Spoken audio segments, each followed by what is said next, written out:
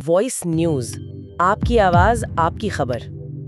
तो दिल्ली में यमुना का पानी एक बार फिर खतरे के निशान से ऊपर है और शहर पर आप कह सकते हैं बाढ़ का साया मंडरा रहा है। आज हम इसी पर बात करेंगे, दिल्ली के सामने जो ये ताज़ा संकट खड़ा है इस पर। आज सुबह 6 बजे यमुना का जलस्तर था 205.68 मीटर। जी अब खतरे का निशान है 205.33 मीटर। हाँ, यानी पानी पहले उस निशान से काफी ऊपर बह रहा है बिल्कुल। और डर ये है कि शाम तक ये 206.5 मीटर तक पहुंच सकता है। जी हाँ, ये सिर्फ कुछ सेंटीमीटर का फर्क नहीं है, ये बड़े इलाके के डूबने का खतरा पैदा करता है। चलिए इसी पर थोड़ी गहराई से बात करते हैं। बिल्कुल। ये जो खतरे का निशान होता है ना 255.33 मीटर, ये कोई मतलब मनमाना आंकड़ा नहीं है। ये वो स्तर है जिसके पार होते ही जो निचले इलाके हैं उनमें पानी भरना शुरू हो जाता है, लोगों की जान माल को खतरा पैदा हो जाता है। अच्छा। तो सुबह का 255.68 मीटर और शाम तक 206.5 मीटर तक जाने का जो अनुमान है, ये दिखाता है कि मामला गंभीर है और तेजी से बिगड़ सकता है। बीच में तो खबर ये भी आई कि पानी 255.84 मीटर तक चला गया था। हाँ, तो ये बढ़ता हुआ जलस्तर नदी के किनारों पर जबरदस्त दबाव डालता है और पानी को नए इलाकों में फैलने का रास्ता देता है। और ये हो क्यों रहा है? मतलब ठीक है, बारिश तो हुई है, लेकिन जो बात बार बार सामने आ रही है वो है हथनीकुंड बैराज से छोड़ा गया पानी। ये कितना बड़ा फैक्टर है? सुबह 8 बजे ही हथनी कुंड से 1,76,000 क्यूसेक से ज्यादा पानी छोड़े जाने की खबर थी। जी। इसके अलावा वजीराबाद बैराज से करीब 69,000 क्यूसेक और ओखला बैराज से 73,000 क्यूसेक पानी आगे छोड़ा गया है। और मैंने सुना है कल तो हथनीकुंड से 3 लाख क्यूसेक से भी ज्यादा पानी छोड़ा गया था। ये क्यूसेक का मतलब क्या है आम भाषा में, और इतना पानी क्यों छोड़ा जा रहा है? देखिए, क्यूसेक का मतलब होता है क्यूबिक फीट प्रति सेकंड, अच्छा। यानी 1 सेकंड में कितने घन फुट पानी बह रहा है। अब अंदाजा लगाने के लिए आप समझिए 1 लाख क्यूसेक पानी लगभग 40 ओलंपिक साइज के स्विमिंग पूल हर घंटे भरने के बराबर होता है। बाप रे, 40? हाँ, तो जब हम 1,76,000 या 3 लाख क्यूसेक की बात कर रहे हैं, तो ये पानी की बहुत बहुत बड़ी मात्रा है जो छोड़ी जा रही है। अब सवाल कि क्यों छोड़ा जा रहा है? देखिए, हथनीकुंड बैराज का काम है यमुना के बहाव को नियंत्रित करना।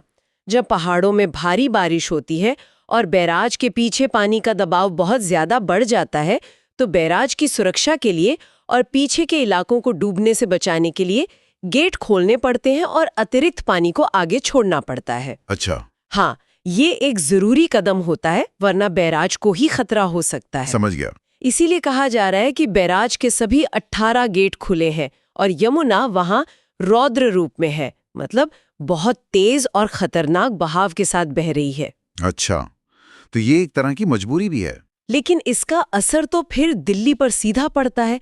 कितने समय में ये पानी दिल्ली पहुंचता है? हाँ, यहीं पर दिल्ली के लिए चिंता बढ़ जाती है। हथनीकुंड से जो पानी छोड़ा जाता है उसे दिल्ली तक पहुंचने में आमतौर पर 48 से 72 घंटे, यानी आप कह लीजिए 2 से 3 दिन लगते हैं। 2 से 3 दिन हमें दिल्ली में बढ़ते जलस्तर के रूप में दिख रहा है। और जो पानी आज छोड़ा गया है वो अगले 1-2 दिन में स्थिति को और गंभीर बना सकता है। ओह, इसीलिए सिर्फ दिल्ली ही नहीं बल्कि हरियाणा और पश्चिमी उत्तर प्रदेश के वो सभी जिले जो यमुना किनारे हैं उन्हें भी अलर्ट पर रखा गया है। खतरा सिर्फ दिल्ली तक सीमित नहीं है। सही है। और जमीन पर क्या हालात है? जानकारी के मुताबिक तो कई इलाके बुरी तरह प्रभावित हैं। यमुना बाजार का नाम सबसे पहले आ रहा है, वहाँ क्या स्थिति है? यमुना बाजार देखिए, ऐतिहासिक रूप से बाढ़ से सबसे पहले और सबसे ज्यादा प्रभावित होने वाले इलाकों में से एक रहा है। हाँ, वो तो है। इसकी वजह है इसकी लोकेशन। ये यमुना के बिल्कुल पास और निचले हिस्से में बसा है। जरा सा जलस्तर बढ़ते ही पानी यहाँ घुसना शुरू हो जाता है। हाँ, स्रोतों में भी यही बताया गया है कि यमुना बाजार में घरों में पानी भर गया है। लोग आने जाने के लिए नाव का इस्तेमाल कर रहे हैं। जी, कई लोगों ने तो अपना जरूरी सामान और यहाँ तक कि चूल्हा वगैरह भी छतों पर पहुंचा दिया है और वहीं खाना बनाने को मजबूर हैं। ये तस्वीरें तो वाकई परेशान करने वाली हैं। बहुत। हालांकि ये भी बताया गया है कि पास में राहत शिविर लगाए गए हैं जहां लोग जा सकते हैं। बिल्कुल, प्रशासन लोगों को सुरक्षित जगहों पर जाने के लिए कह तो रहा है, लेकिन अपना घर, अपना सामान छोड़कर जाना, ये किसी के लिए भी आसान नहीं होता, खासकर जब ये बार-बार की कहानी बन जाए। सही बात है। लोगों में एक तरह की निराशा भी होती है कि हर साल यही होता है। यमुना बाजार के अलावा बोराड़ी और मजनू का टीला जैसे इलाकों से भी खबरें आ रही हैं कि वहां पानी घुस गया है और पूरा इलाका पानी से घिरा हुआ लगता है। लोगों में डर का माहौल है। और एक और जगह जिसका जिक्र है वो है मोनेस्ट्री मार्केट। वहां क्या हो रहा है? मोनेस्ट्री मार्केट, जो तिब्बती शरणार्थियों के बाजार के तौर पर काफी मशहूर है, वहां भी पानी घुसना शुरू हो गया है। हाँ, दुकानदार परेशान हैं और अपना माल बचाने के लिए दुकानें खाली कर रहे हैं। वहां के लोगों ने 2023 की बाढ़ को याद किया, जब बाजार में करीब 9 फीट पानी भर गया था और बहुत बहुत नुकसान हुआ था। 9 फीट? अच्छा, तो पिछली बार का अनुभव उनके दिमाग में एकदम ताज़ा है। क्या इस बार उन्हें अंदाजा था कि इतना पानी आएगा? जानकारी के मुताबिक लोगों का तो यही कहना है कि उन्हें इस बार इतने पानी का अंदाजा नहीं था। अच्छा। हाँ, लेकिन पिछली बार जो नुकसान हुआ उससे सबक लेते हुए वो इस बार ज्यादा सतर्क हैं। जैसे ही पानी बढ़ना शुरू हुआ, उन्होंने सामान हटाना शुरू कर दिया। एक दिलचस्प बात जो वहां सामने आई वो ये कि पानी सिर्फ नदी की तरफ से नहीं आ रहा, तो बल्कि सीवर लाइनों से भी वापस आ रहा है। सीवर लाइन से पानी आना, ये कैसे?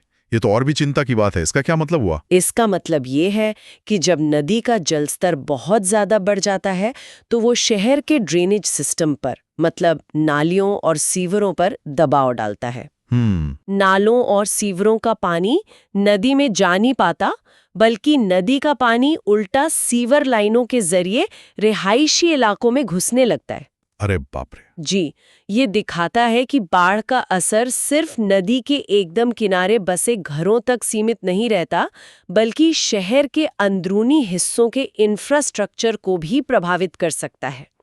तो ये जो 2023 का अनुभव है, वो लोगों को ज्यादा चौकन्ना तो बना रहा है, लेकिन समस्या की जड़ें काफी गहरी हैं। बिल्कुल।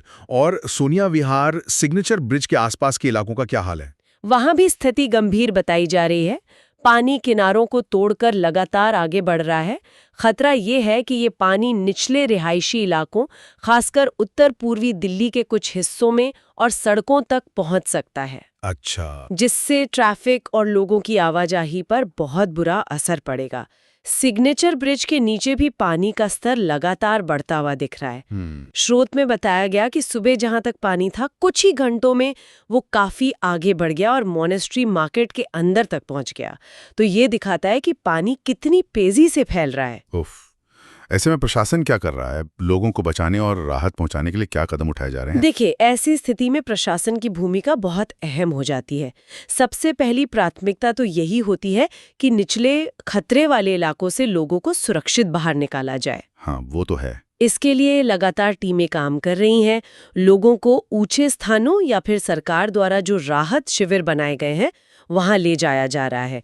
गीता कॉलोनी में ऐसा ही एक बड़ा राहत शिविर बनाया गया है। हाँ, गीता कॉलोनी वाले शिविर का जिक्र है। ये भी बताया गया कि मुख्यमंत्री रेखा गुप्ता ने खुद वहां का दौरा किया था। जी हाँ, उन्होंने शिविर का जायजा लिया, वहां मौजूद लोगों से बातचीत की, उनसे पूछा कि भाई खाने पीने और दूसरी जरूरी चीजों की व्यवस्था ठीक है या नहीं।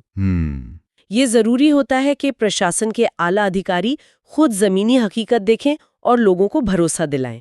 जानकारी के मुताबिक गीता कॉलोनी में सड़क के दोनों तरफ टेंट लगाकर के शिविर बनाए गए हैं। अच्छा, लोगों को निकालने और शिविरों के अलावा और क्या इंतजाम किए जा रहे हैं?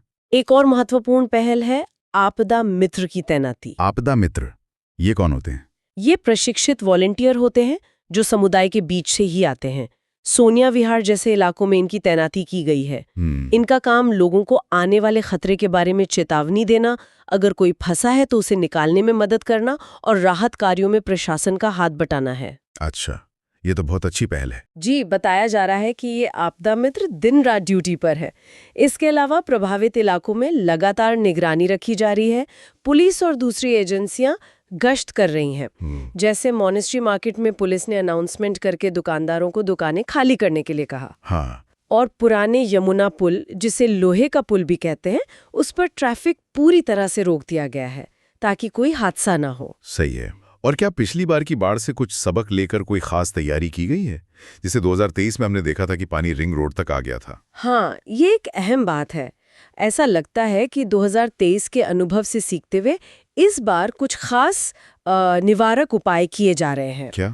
रिंग रोड, खासकर बोट क्लब के पास वाले इलाके में पानी को पहुंचने से रोकने के लिए मिट्टी और रेत से भरे बड़े बड़े बोरों की दीवार बनाई जा रही है। अच्छा, मतलब सैंडबैग्स लगा रहे हैं। हाँ बिल्कुल, ये वही इलाका है जहाँ पिछली बार पानी रिंग रोड तक पहुँच गया था, जिससे काफी अफरा तफरी मची थी।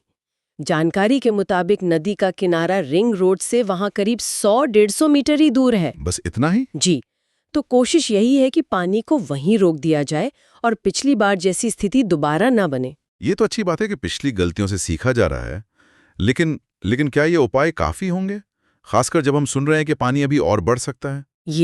ये एक बड़ा सवाल है। ये उपाय निश्चित रूप से महत्वपूर्ण है और दिखाते हैं कि प्रशासन इस बार ज्यादा तैयार रहने की कोशिश कर रहा है। लेकिन जैसा हमने पहले बात की, हथनी कुंड से छोड़ा गया और पानी अभी रास्ते में है। शाम तक जल स्तर के 206.5 मीटर तक पहुंचने का जो अनुमान है, वो अभी भी बना हुआ है। अगर पानी उस स्तर तक पहुंचता है तो इन उपायों पर भी जबरदस्त दबाव पड़ेगा, इसलिए खतरा, आप कह सकती हैं, अभी टला नहीं है और अगले 24-48 घंटे बहुत महत्वपूर्ण होने वाले हैं। बिल्कुल, और इसका सीधा असर वहां रह रहे लोगों पर पड़ रहा होगा। उनके मन में डर और अनिश्चितता बनी हुई होगी। 2023 की यादें अभी ताज़ा होंगी। यकीनन। भले ही इस बार कुछ तैयारी दिख रही है, लेकिन जब नदी अपने उफान पर होती है तो भविष्यवाणी करना बहुत मुश्किल हो जाता है। लोग शायद लगातार आसमान की तरफ और नदी के बढ़ते पानी की तरफ देख रहे होंगे। बिल्कुल, ये अनिश्चितता ही सबसे ज्यादा परेशान करती है। लोगों की रोजमर्रा की जिंदगी पूरी तरह से थम जाती है। उन्हें न सिर्फ अपने घर और सामान की चिंता होती है, बल्कि अपनी और अपने परिवार की सुरक्षा, बच्चों की पढ़ाई, रोजगार, इन सब चीजों को लेकर भी मन में डर बैठ जाता है। सही बात है। बाढ़ का असर सिर्फ पानी उतरने तक नहीं रहता, ये लंबे समय तक लोगों के जीवन को प्रभावित करता है। तो अगर हम आज की इस पूरी बातचीत को समेटें तो मुख्य बातें ये हैं। दिल्ली एक बार फिर बाढ़ के खतरे का सामना कर रही है। यमुना नदी खतरे के निशान से काफी ऊपर बह रही है। जी। इसका बड़ा कारण हरियाणा के हथिनी कुंड बैराज से भारी मात्रा में पानी छोड़ा जाना है, जो पहाड़ों में हुई बारिश के चलते जरूरी हो गया था। हाँ। नदी किनारे बसे कई इलाके जैसे यमुना बाजार, बोराड़ी, मजनू का टीला, मोनेस्ट्री मार्केट, सोनिया विहार, ये बुरी तरह प्रभावित हैं। घरों में पानी घुस गया है। बिल्कुल। प्रशासन लोगों को सुरक्षित निकालने और राहत शिविरों में पहुंचाने का काम कर रहा है। आपदा मित्र जैसे वॉलंटियर्स भी मदद कर रहे हैं। पिछले साल के अनुभव से सीखते हुए रिंग रोड तक पानी को रोकने जैसे कुछ निवारक उपाय भी किए जा रहे हैं। जी। लेकिन क्योंकि हथनी कुंड से छोड़ा गया और पानी अभी दिल्ली पहुंचना बाकी है, जल स्तर के और बढ़ने की आशंका है और खतरा बना हुआ है। एकदम सही सारांश है। और ये पूरी स्थिति हमें एक बुनियादी सवाल पर सोचने को मजबूर करती है। किस तरह का सवाल? हम देख रहे हैं कि ये कहानी लगभग हर साल दोहराई जा रही है। मानसून आता है, भारी बारिश होती है, बैराजों से पानी छोड़ा जाता है और दिल्ली के निचले इलाके डूब जाते हैं। हाँ, ये तो है। की जरूरत है, या शहरी नियोजन में सुधार की, या फिर नदी प्रबंधन की बेहतर रणनीतियों की। ये एक ऐसा सवाल है जिस पर नीति निर्माताओं, इंजीनियरों, पर्यावरणविदों और शहरी योजनाकारों को मिलकर गंभीरता से विचार करना होगा, ताकि यमुना के इस रौद्र रूप का सामना हर साल दिल्ली को इस तरह न करना पड़े। बिल्कुल, ये सोचने के लिए एक बहुत अहम नुक्ता है।